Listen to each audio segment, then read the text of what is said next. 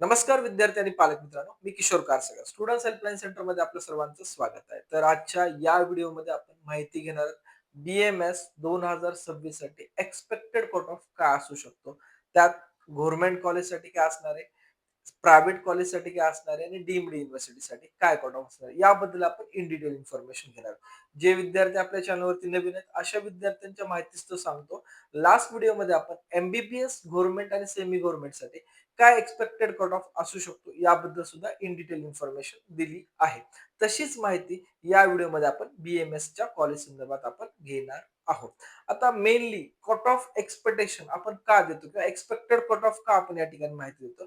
कारण ज्यावेळेस बरेच विद्यार्थी आपल्याकडे नीट ऍप्लिकेशन पासून पेड काउन्सिलिंगसाठी जॉईन असतात आणि बरेच विद्यार्थी आता नीट आन्सर की नंतर जॉईन होत आहेत. तर अशा विद्यार्थ्यामध्ये नेहमी एक क्वेश्चन मार्क असतो की कुठल्या विद्यार्थ्यामध्ये ज्या विद्यार्थ्याचा या वर्षीचा स्कोर 580 च्या खाली आहे अशा विद्यार्थ्याच्या ह्याच्यामध्ये क्वेश्चन मार्क आहे. तो काय आहे की एक्झॅक्टली मला या वर्षी प्रवेश प्रक्रियेमध्ये भाग घ्यायला हवा की मला या ठिकाणी रिपीटचा विचार करायला हवा किंवा नीट व्यतिरिक्त मला अदर कोर्सेसला या ठिकाणी ऍडमिशन घेण्यासाठी म्हणजे तयारीत राहायला पाहिजे. असे एक नाही बरेच विद्यार्थी पालकांचे प्रश्न असतात. त्यामुळं विद्यार्थ्यांना एक्सपेक्टेड कट ऑफ बद्दल मी माहिती देणार आहे. आता मेनली काय की ज्यावेळेस आपण 12वी मध्ये किंवा ज्यावेळेस आपण सायन्स ग्रुपला ऍडमिशन घेतो PCB ला, तर विद्यार्थ्याचं प्रत्येक स्वप्न असतं की मला MBBSच मिळायला हवं. पण सर्वच विद्यार्थ्याचं हे स्वप्न खरं होत नाहीये. बरेच असे विद्यार्थी आहेत की MBBS नंतर नेक्स्ट ऑप्शन काय? नेक्स्ट ऑप्शन बऱ्याच विद्यार्थ्यांचा वेटरनरी आहे, BMS आहे, BDS आहे. मग आपण जेही आपल्या मार्क्सनुसार या ठिकाणी किंवा जे आपल्या नीटचे आन्सर की अनुसार मार्क येतात, त्यानुसार आपल्याला काय मिळू शकतं, हे पण तुम्हाला या ठिकाणी थोडंसं मी क्लॅरिटी देण्याचा प्रयत्न करणार आहे. आता सर्वात महत्त्वाचा जो पॉइंट आहे, जेही मी एक्स्पेक्टेड कट ऑफ सांगत आहे, त्या एक्स्पेक्टेड कट ऑफ अनुसार हे माझ्या स्वतःचे इंडिव्हिज्युअल अंदाज आहेत. यामध्ये थोडेफार चेंजेस असू शकतात आणि या आपण फक्त अंदाज वर्तवतोय, नॉट अप्रॉक्सिमेटली. ठीक आहे. तर आपण ज्यावेळेस BMS चे कट ऑफ या ठिकाणी इन्फॉर्मेशन देतो, तर BMS आणि MBBS या काउन्सिलिंग प्रवेश प्रक्रियेमध्ये थोडेफार चेंजेस येतात. त्या अगोदर आपण समजून घेऊ. फर्स्ट चेंज काय, की MBBS ज्यावेळेस आपण काउन्सिलिंग पाहतो, याच्यामध्ये आपल्याला MCC आणि स्टेट काउन्सिलिंग या दोनच काउन्सिलिंग आपल्याला दिसून येतात.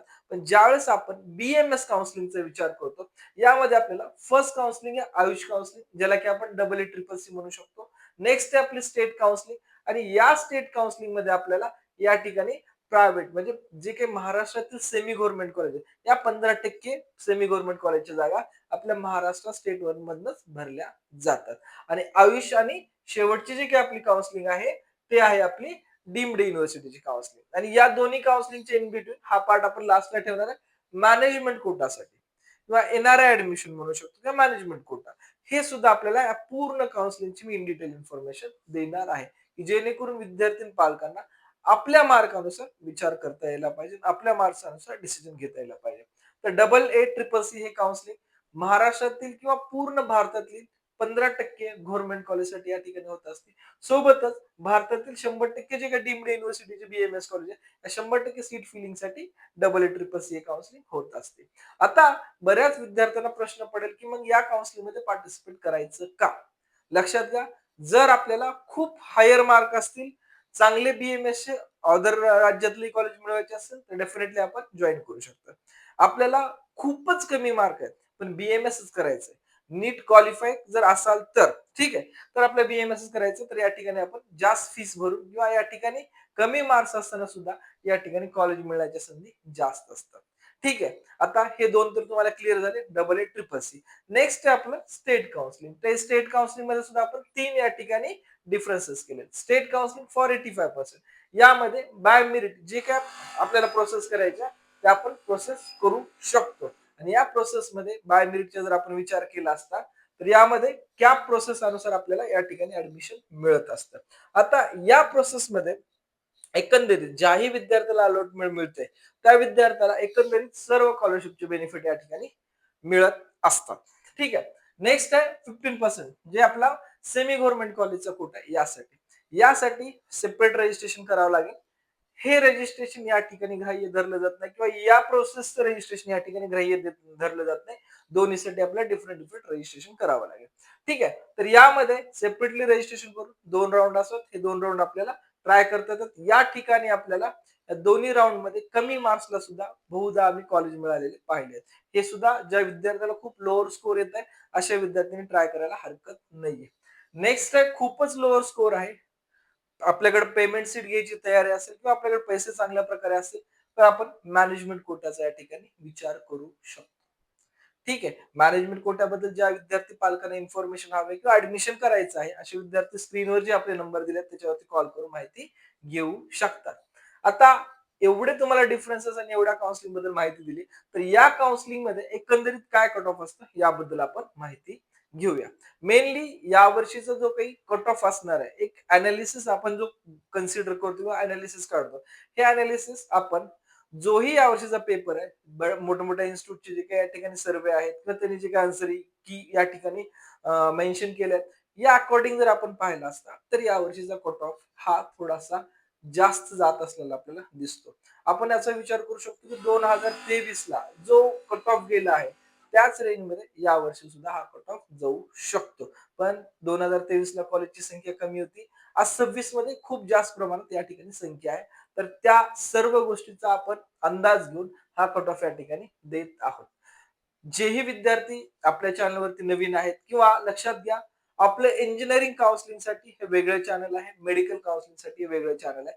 ज्या विद्यार्थ्यांना आपल्या काउन्सिलिंग बद्दल माहिती आहे, खूप चांगली गोष्ट आहे. नसेल तर आपले वेगवेगळे सोशल प्लॅटफॉर्मवरती चॅनल्स आहेत. आपण त्या ठिकाणी जॉइन राहू शकतात किंवा आपले WhatsApp जे ग्रुप आहेत, या WhatsApp ग्रुपमध्ये स्टिल डेट ते ऍडमिशनच्या शेवटच्या दिवसापर्यंत पूर्ण अपडेट्स आपण प्रोव्हाइड करतो, की जेणेकरून विद्यार्थी पालकांना याचं बेनिफिट प्रवेश प्रक्रियेमध्ये व्हावं किंवा काउन्सिलिंग करत असताना आपल्याकडनं कुठली डेट मिस होऊ नये यासाठी या पूर्ण ग्रुप्स वरती आम्ही तुम्हाला वेळोवेळी माहिती देत असतो. जे विद्यार्थ्यांना आवड आहे असे विद्यार्थी ग्रुप्स जॉईन करू शकतात. हवा असेल तर चॅनल सबस्क्राईब करा, की जेणेकरून तुम्हाला विदाउट एनी काउन्सिलिंग फीस पूर्ण काउन्सिलिंग प्रवेश प्रक्रियेबद्दल आम्ही माहिती देणार आहोतच.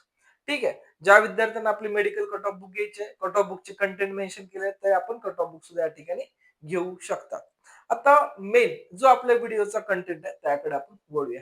आता या ठिकाणी ज्यावेळेस आपण कट ऑफ देतो, कट ऑफ देत असताना आपण सिम्पली कट ऑफ देतो की गव्हर्नमेंटला एवढा जाईल आणि सेमीला एवढा जाईल. पण आपण एक यामध्ये व्हेरिएशन ठेवलं आहे, की कशा प्रकारे की जर आपल्याला गव्हर्नमेंट घ्यायचंय आणि त्यातल्या त्यात आर्य पोद्दार असेल, टिळक असेल, अष्टांग असेल, अशा कॉलेजला ऍडमिशन घ्यायचंय, तर या ठिकाणी व्हेरी सेफ स्कोर आणि बॉर्डर लाईन स्कोर असं आपण कन्सिडर करू शकतो. बॉर्डर लाईन स्कोर म्हणजे काय की लोअर बीएमएस गव्हर्नमेंट कॉलेज आपल्याला मिळू शकतात. या ठिकाणी व्हेरी सेफ स्कोर म्हणजे हे आर्य पोद्दारचा स्कोर धरायला कन्सिडर करायला हरकत नाहीये.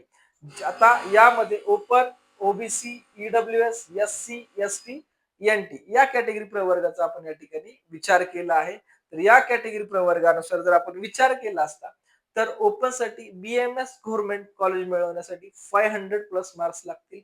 जर मिडल टॉपचे बीएमएस घ्यायचे तर या ठिकाणी 470 टू 490च्या रेंजमध्ये आपले मार्क्स राहतील आणि जर आपल्याला बॉर्ड म्हणजे थोडीशी लोअर कॉलेजेस घ्यायची असतील तर आपला हा जो स्कोर आहे 440 टू 460 या रेंजमध्ये ओपन कॅटेगरीचा राहणार आहे.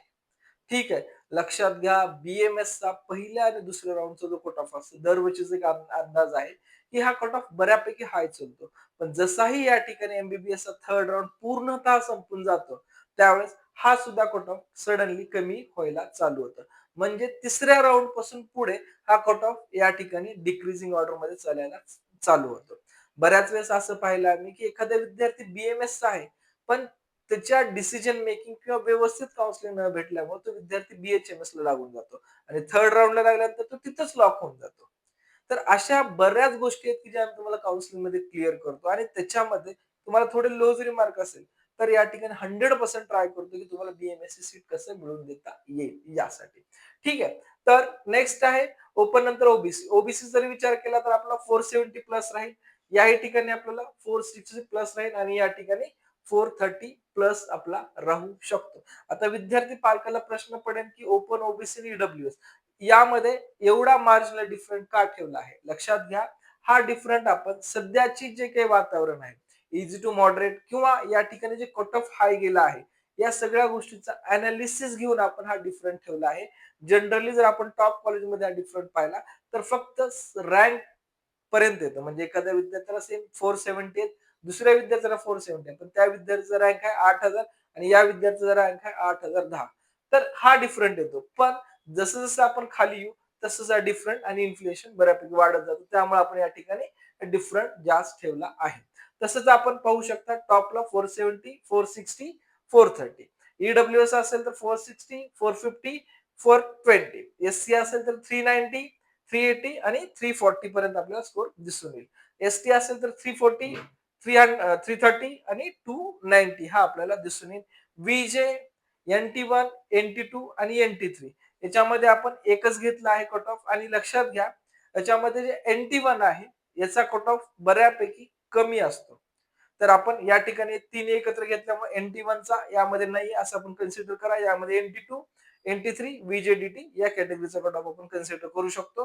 तो आहे आपला 420 प्लस, या ठिकाणी 410 प्लस आणि या ठिकाणी 370. या रेंजमध्ये आपले हे गव्हर्नमेंट कॉलेजचे कट ऑफ राहू शकतात. हे फक्त एक अंदाजपत्रक आहे, लक्षात राहू द्या. ठीक आहे. नेक्स्ट आहे आपण सेमी गव्हर्नमेंट. सेमी गव्हर्नमेंटचं जर आपण पाहिलं तर या ठिकाणी पण आपण जास्त डिवायडेशन केलं असतं की very safe score, safe and borderline score.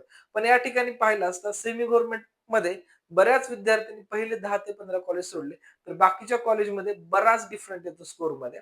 Sumatibai Shah झालं किंवा कमिन्स कॉलेज झाली याचा जर आपण विचार केला तर हे खूप हाय लेवलला चालतात. बाकीचे बऱ्यापैकी लो लेवलला चालतात. आता जसं की गव्हर्नमेंटमध्ये सांगितले 4-5 कॉलेज तसं सेमी मध्ये जर पाहिलं तर आपण सुमतीबाई शहा, औरंगाबादचं कमिन्स कॉलेज आहे, YMT मुंबईचं कॉलेज आहे. अशा कॉलेजच्या या ठिकाणी कट ऑफ हाय रेंज मध्ये राहतात आणि बाकीचे सडनली लो रेंज मध्ये चालत राहतात. त्यातला आपण जर पाहिला ओपन साठी जर विचार केला तर ओपनचा 350 टू 420 पर्यंत जाऊ शकतो. थर्ड राउंड नंतर हा कट ऑफ आणखी कमी होतो. लक्षात घ्या मगाशी सांगितले थर्ड राउंड नंतर सडनली ड्रॉप होतात. थर्ड राउंड नंतर आणखी याच्यामध्ये कमी आपल्याला पाहण्यास दिसून येईल.